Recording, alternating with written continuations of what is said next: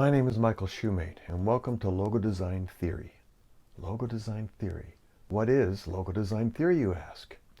It is the underlying foundational bedrock principles of branding design. The things that don't change, no matter what fads or fashions come and go in the world of identity design. These unchanging principles should be taught in all graphic design schools, but they are not.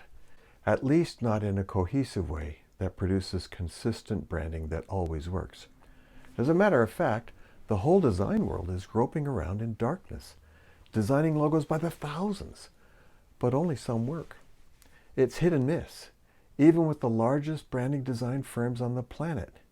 You may ask, who is this Michael Shoemate guy to write such a book? I get it. I graduated with a BFA degree in graphic design, and I've been a professional designer and illustrator for nearly 50 years. My work has been used all over the world by many major companies like British Airways Magazine, Kelly Services, Macmillan McGraw-Hill Publishers, and Business Week Magazine. I've worked in virtually every area of graphic design: advertising, institutional, product and retail, signage, interpretive center display design, and of course, branding design, where I have created identities in all areas of branding. Having said all that, I'm no big shot world famous designer. Where I really learned about branding design was when I started teaching branding design. I know there's a famous saying, those who can do and those who can't teach. But there's also another saying, no one learns as much as the teacher. After working in the field for nearly 15 years, I took a job to teach graphic design at St. Lawrence College in Kingston, Ontario. The school already had a good reputation in Canada, and I started teaching courses like graphic techniques, illustration, color theory, and others. And of course, I taught branding design for nearly 25 years.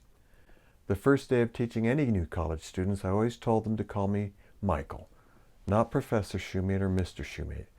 Then I told them if they forgot my name, they could always call me Grand Poobah, and some of them did.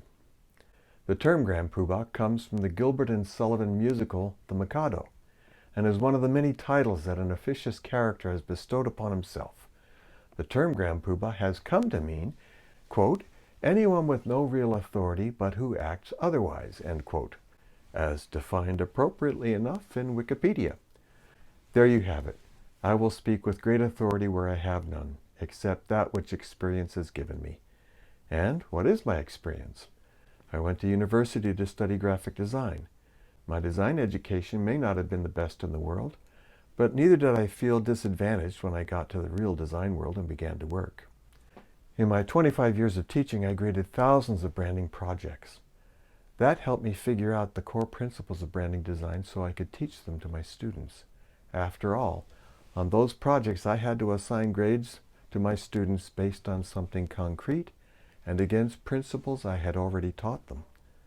I found out what those things are that never work in branding and always hurt an identity. I also found out principles on how to turn almost any concept into a superior final identity. All during those years, I kept looking for a book that I could adopt for my courses that would summarize all the unchanging fundamental principles of logo design. I found books with hundreds of logo samples. I found books with case histories of famous logos. I found books with some opinions about logo design, but I never even found a book that attempted to cover all the universal and immutable principles of logo design. Instead, I wrote the book I wished my students could have studied, a book about the unchanging principles of branding design, and these videos are based on that book. My own graphic design education, even though it was a 4-year university Bachelor of Fine Arts degree, had to split my time with subjects like math, English, history, and a foreign language, and some sciences.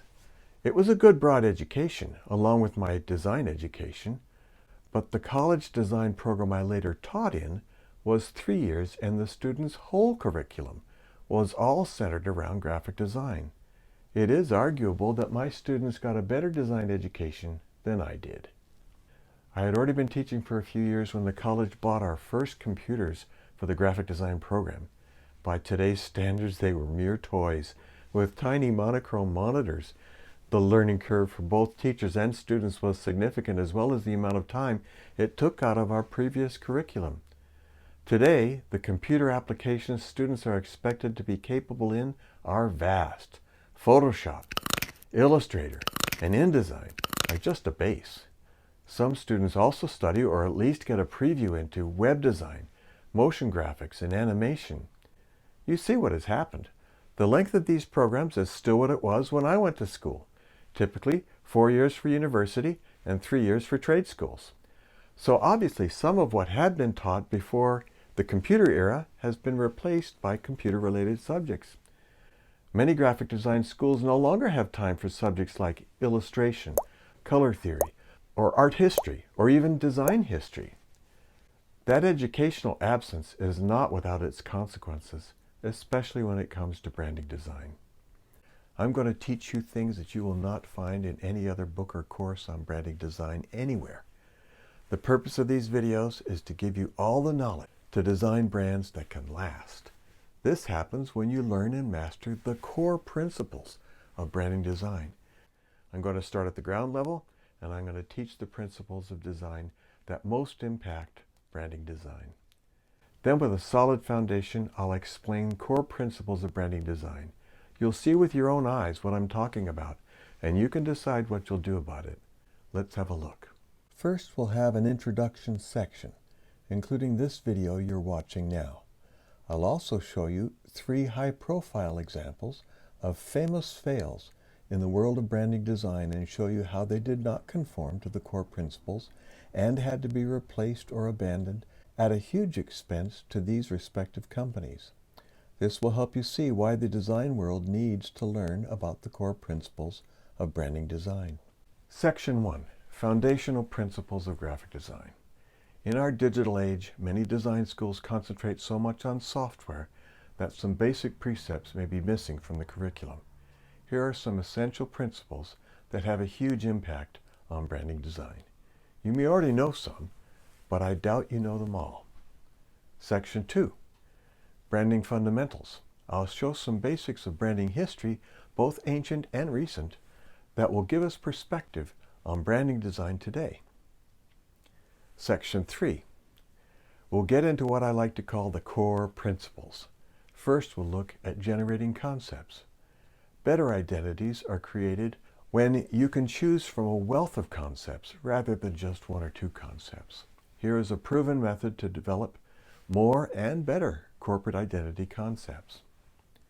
Section 4. Core Principles. 7 Deadly Sins of Logo Design. There are several common approaches to identity design that can ruin the brand and prevent it from working in ways that every identity should be able to work in. Section 5. Core Principles.